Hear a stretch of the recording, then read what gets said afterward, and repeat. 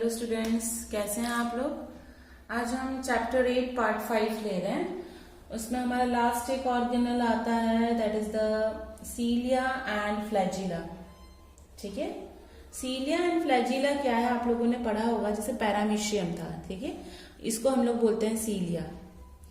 और फ्लैजिला क्या होता है, कोई बैक्टीरियल सेल्स होते हैं, उनमें से इस तरह से ये टेल लाइक ऑर्गन होता है, लोकोमोशन के लिए ये दोनों काम करते हैं। तो ये दिखता कैसे, होता कैसे है, यहाँ पे क्या है, वो हम पूरा डिटेल पढ़ेंगे इस टॉपिक में। ओके, तो सीलिया क्या है, हम लोग बहुत सारे मतलब प्लूरल फॉर्म में सीलिया बोलते हैं, सिंगुलर सीलियम बोलते हैं। ठीक है, तो ये हेयर लाइक आउटग्रोथ्स होते हैं। कोई भी सेल होता है, उसका सेल मेम्ब्रेन में बाहर की तरफ ये आउटग्रोथ्स होते हैं, उसको हम लोग बोलते हैं सीलिया एंड फ्लैजिला।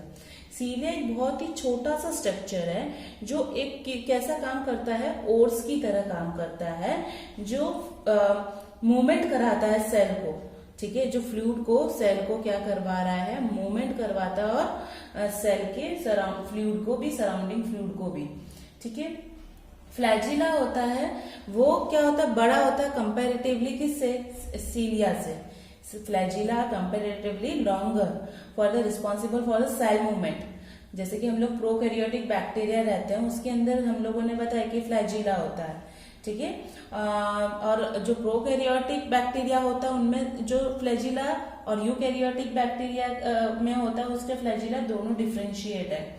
इलेक्ट्रॉन माइक्रोस्कोप में मैंने ये सीलिया को देखा। ठीक है, तो वो दिखता कैसा है। ओके, और फ्लैजिला को भी हम लोगों ने देखा। Cilia and flagella both are generally same. ठीक है, तो जो सीलिया होता है, सपोज हम लोगों ने ये सीलिया देखा है, it is covered by a plasma membrane. ठीक है, it is covered by a plasma membrane. तो इसको हम लोगों ने बोला है कि that is the plasma membrane से वो क्या होता है, कवर होता है। ठीक है, इसके बीच का जो स्पेस है उसको हम लोगों ने बोला हुआ है that is the axoneme. Okay, जहां पे बहुत ही छोटे छोटे माइक्रोट्यूब्यूल्स होते हैं which is running parallel to the long axis. तो हम लोग उसको थोड़ा अच्छे से डायग्राम से एक बार देखा लेते हैं। ओके, अब हम लोग ऐसे देखते हैं कि ये ऐसा है स्ट्रक्चर इसका। ओके, तो मैंने ये क्या बना दिया, that is the plasma membrane. Okay, अब यहाँ पे क्या है, पेरिफेरल यानी कि आजू बाजू बहुत ही छोटे छोटे माइक्रोट्यूब्यूल्स हैं। तो माइक्रोट्यूब्यूल्स इस तरह से ये अरेंज्ड है।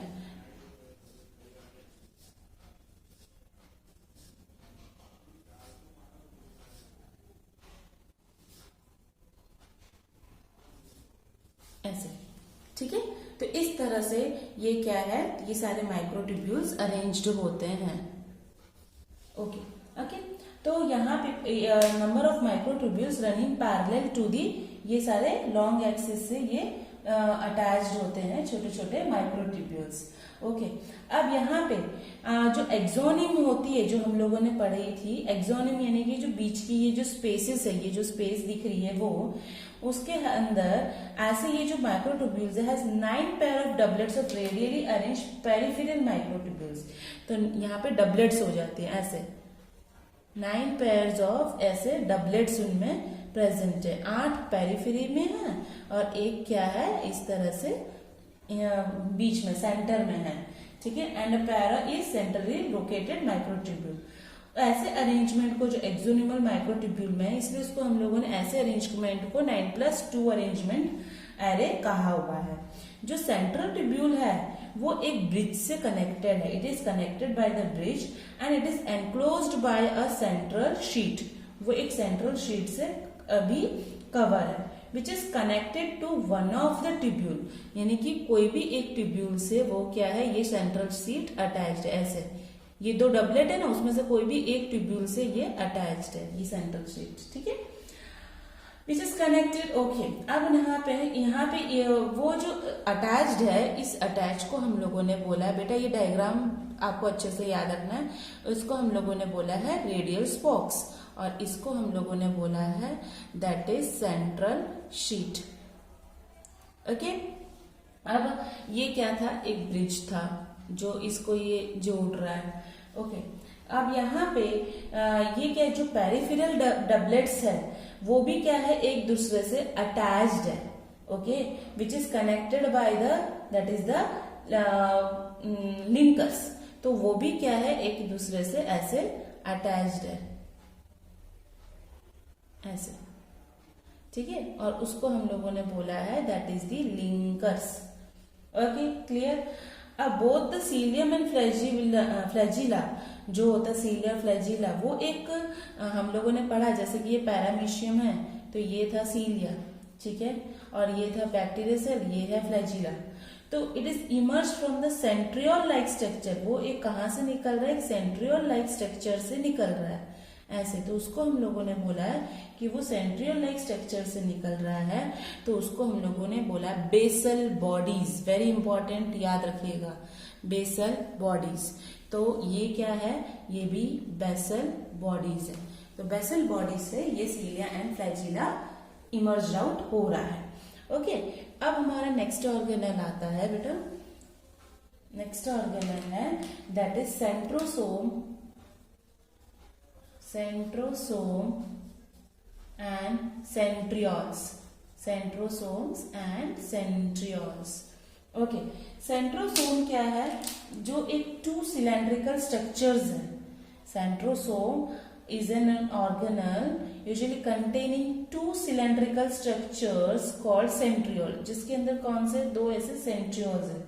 They are surrounded by amorphous, वो एक बहुत ही पेरीसेंट्रियोल मटेरियल से ऐसे enclosed है।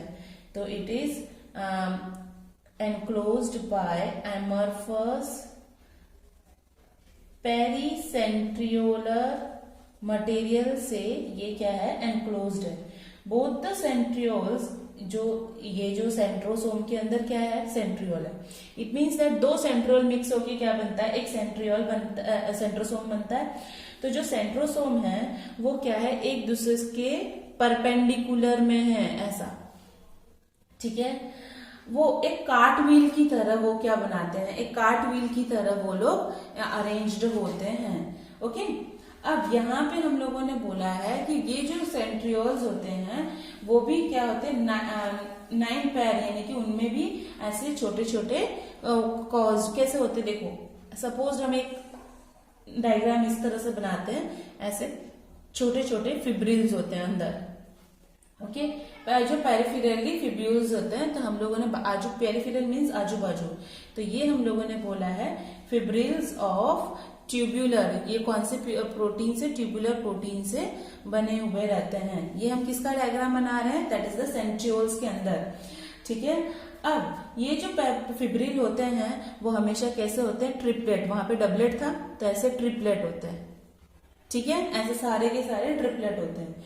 जो adjacent triplets are also linked, यानी कि जो आजू बाजू वाले ट्रिपलेट्स हैं वो सब एक दूसरे से लिंक्ड होते हैं, ओके। अब जो सेंट्रल पार्ट में भी, बीच में भी, और हम लोगों को जो प्रॉक्सिमल यानी कि रीजन, आगे वाला रीजन सेंट्रियोल का, वो क्या होता है, वो प्रोटीनियस से बना हुआ है, ठीक है। ये वाला पोर्शन होता है वो हमारा प्रोटीन से बना हुआ रहता है, ठीक है, प्रोटीनियस होता है। और उसको हम लोग क्या बोलते हैं, प्रॉक्सिमल पार्ट को हब बोलते हैं, which is connected with the peripheral tubules. तो ये आजू बाजू से भी जुड़ा होता है विद दी रेडियल स्पोक्स। तो यहाँ पे हम लोगों ने बना दिया that is the radial spokes. आगे वाला पोर्शन जो होता है सेंट्रियोल का, वो प्रोटीन से बना हुआ होता है, उसको हब बोलते हैं।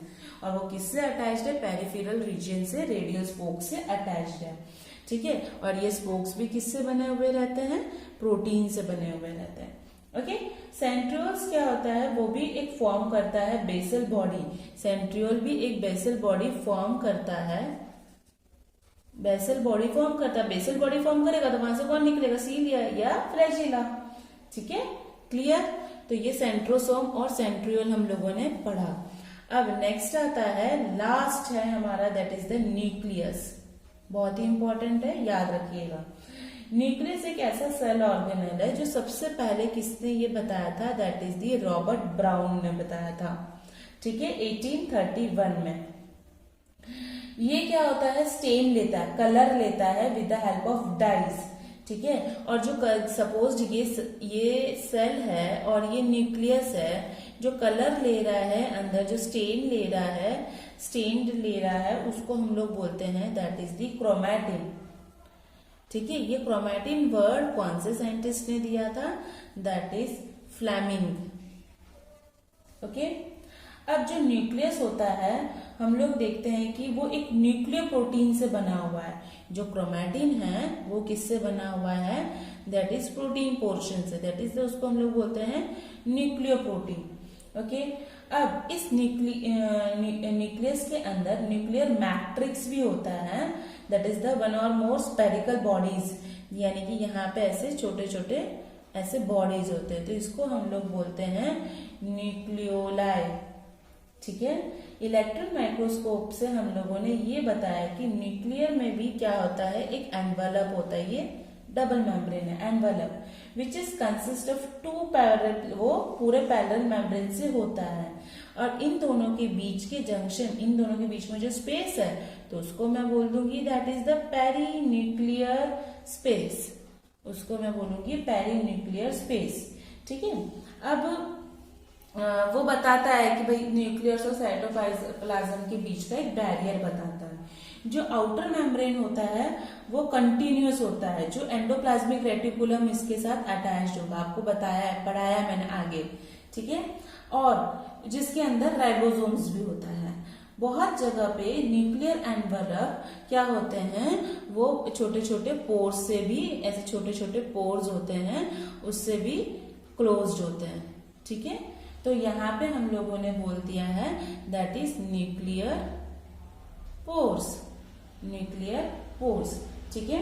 जो क्या होता है, वो दोनों मेम्ब्रेन से फ्यूजन होके बनाते हैं, which is fused by the two membranes. अब दिस न्यूक्लियर पोर्स वो हेल्प करते हैं, मूवमेंट करवाते हैं आरएनए या प्रोटीन मॉलिक्यूल्स का दोनों डायरेक्शन से, अंदर से बाहर, बाहर से अंदर, between the nucleus and the cytoplasm. तो इसके अंदर जो डीएनए आरएनए होगा उससे ये पैसेज करवाने में हेल्प करते हैं, ठीक है। हर एक सेल में एक ही न्यूक्लियस होता है, वो हमें पता है, ओके। अब जो न्यूक्लियर मैट्रिक्स यानी कि ये इसके अंदर जो ये सब लिक्विड होगा ना अंदर, उसको हम लोगों ने बोला है न्यूक्लियर मैट्रिक्स या उसको हम लोग बोल सकते हैं न्यूक्लियोप्लाज्म भी बोलते हैं। बेटा ये डायग्राम भी आपको बनाना है, न्यूक्लियोप्लाज्म। अब इस न्यूक्लियोप्लाज्म के अंदर ध्यान से समझना, इस न्यूक्लियोप्लाज्म के अंदर हम लोगों को बहुत सारी चीजें देखने को मिलता है। क्या होगा, दैट इज दी न्यूक्लियोलस भी देखने को मिलता है, और क्या देखने को मिलता है, दैट इज दी क्रोमैटिन, ठीक है। अब हम लोगों ने जो छोटे छोटे बॉडीज अंदर पढ़े थे दैट इज द न्यूक्लियोलाई, वो एक क्या है, स्पेरिकल राउंड शेप का स्ट्रक्चर है, स्पेरिकल स्ट्रक्चर है जो उस न्यूक्लियोप्लाज्म में हमें देखने को मिलता है। और जो न्यूक्लियोलस हम लोगों ने पढ़ा है, ये जो न्यूक्लियोलस है, ठीक है, वो क्या होता है, वो हर न्यूक्लियोप्लाज्म में फैला हुआ था, rest is the nucleolus, okay. अब होता है यहाँ पे हम लोगों को आरएनए देखने को मिलता है। जो RNA it is a site for, ये जो हम लोगों ने पढ़ा न्यूक्लियोप्लाज्म और न्यूक्लियोलाई, ये सब ये हेल्प करता है आरएनए की बनाने में, आरएनए सिंथेसिस में हेल्प करता है, ठीक है। लार्जर एंड मोर बहुत सारे न्यूक्लियोलाई हमें हर एक सेल में देखने को मिलता है, जो हेल्प करता है, क्या बनाएगा, दैट इज द प्रोटीन बनाता है। Nucleus is the main for the protein synthesis, okay. अब हम लोगों ने कुछ अलग नेटवर्क भी न्यूक्लियो प्रोटीन के फाइबर जैसे उस जो न्यूक्लियस के अंदर हम लोगों ने ये देखा था, ऐसे करके कुछ फाइबर जैसी बॉडीज भी हमें देखने को मिलती है, ठीक है, फाइबर्स जैसे, जिसको हम क्रोमैटिन बोल रहे हैं। तो हर एक सेल डिवीजन में डिफरेंट जो सेल डिविजन्स होते हैं उस स्ट्रक्चर्स को हम लोगों ने क्या बोल दिया है, इस न्यूक्लियस में हमें क्या देखने को मिला, दैट इज दी क्रोमोसोम, ठीक है, न्यूक्लियस में। अब क्रोमैटिन जो हम लोगों ने पढ़ा था, इसके हम लोगों को पता है कि भाई क्रोमैटिन के अंदर कौन होता है, डीएनए होता है, और कुछ क्या होते हैं, प्रोटीन्स होते हैं। जो प्रोटीन्स होते हैं उसको हम लोगों ने क्या बोला है, दैट इज द हिस्टोन्स। ठीक है, और कुछ क्या होते हैं, प्रोटीन नहीं भी होते हैं, तो उसको हम लोग बोल देंगे that is the non histone proteins. और क्या होगा, आरएनए। तो ये सब कुछ क्रोमेटिन के अंदर है। एक सिंगल ह्यूमन सेल होता है, उसके अंदर 2 metre long thread like that is the thread of DNA होता है, जो 46 क्रोमोसोम्स में बैठा है। तो हमें पता है कि टोटल क्रोमोसोम तुम्हारे बॉडी में हर एक सेल में कितना है, दैट इज दी 46 क्रोमोसोम है हर एक सेल के अंदर। ध्यान से समझना, ठीक है। वो आप लोग आगे जाके थोड़ा 12th में भी पढ़ोगे। अब हम लोग क्रोमोसोम की स्ट्रक्चर देखते हैं। इस तरह से ये क्रोमोसोम का स्ट्रक्चर है। तो एवरी क्रोमोसोम में एक होता है, दैट इज इसको हम लोग बोलेंगे दैट इज सेंट्रोमियर, और इसको हम लोग बोलेंगे, आर्म्स को बोलेंगे क्रोमैटिड्स। ठीक है, अब यहाँ पे एक डिस्क लाइक स्ट्रक्चर्स है। ऐसे डिस्क लाइक स्ट्रक्चर्स होता है, उसको हम लोग बोलते हैं that is the kinetochores. Disc like shape structure is known as the kinetochores. Okay, जो सेंट्रोमियर होता है वो होल्ड करता है इस 2 क्रोमैटिड्स को। ठीक है, और based on the position of the centromere the chromosomes, ये जो क्रोमोसोम हम लोगों ने बनाया है वो 4 टाइप से होते हैं, सेंट्रोमियर के टाइप से। सबसे पहला आता है दैट इज दी मेटासेंट्रिक। ठीक है, दूसरा आता है सब मेटासेंट्रिक, फिर है acrocentric, and the last one is the telocentric. हम लोगों ने ये पढ़ा कि ये सेंट्रोमियर है और ये क्रोमैटिड है। तो सेंट्रोमियर के हिसाब से क्रोमोसोम 4 टाइप्स में डिविजन है। ओके, पहला आता है मेटासेंट्रिक। ठीक है, इसके अंदर एक मिडल में सेंट्रोमियर प्रेजेंट है, और वो क्या करता है, 2 इक्वल आर्म्स ऑफ क्रोमोसोम्स बनाता है, 2 equal arms of chromosomes. Okay, the sub metacentric होता है, centromere is slightly away from the middle, middle से थोड़ा सा दूर होता है और ऐसे बनाता है। ठीक है, it means that one is shorter arm and the another is the longer arm. In case of acrocentric chromosome, centromere is situated close to its end forming, okay, and one is extremely short and one is very long arm, this way. And whereas the telocentric, it is a terminal centromere, यानी कि last में इतना बचता है, and the last is the that is ये जो होते हैं ये इस तरह से प्रेजेंट है। Okay, sometimes few chromosome have non staining, कुछ क्रोमोसोम स्टेनिंग नहीं लेते हैं, कॉन्स्ट्रिक्ट हो जाते हैं अपने लोकेशन से। ठीक है, विच गिव्स दी एक स्मॉल फ्रेगमेंट्स जैसा देते हैं, और उस फ्रेगमेंट्स को हम लोगों ने बोला है सैटेलाइट। ठीक है, कुछ क्रोमोसोम अपना लोकेशन बदल देते हैं और स्टेन नहीं लेते हैं, तो ऐसे को हम लोग बोलते हैं सैटेलाइट। ठीक है, अब लास्ट है दैट इज माइक्रोबॉडीज। क्या होता है ये माइक्रोबॉडीज? ठीक है, माइक्रोबॉडीज। अब यहाँ पे बहुत सारे मेम्ब्रेन बाउंड माइन्यूट वेसिकल्स होते हैं, उसको हम लोग बोलते हैं दैट इज दी माइक्रोबॉडीज। तो आप लोग लिखोगे मेम्ब्रेन बाउंड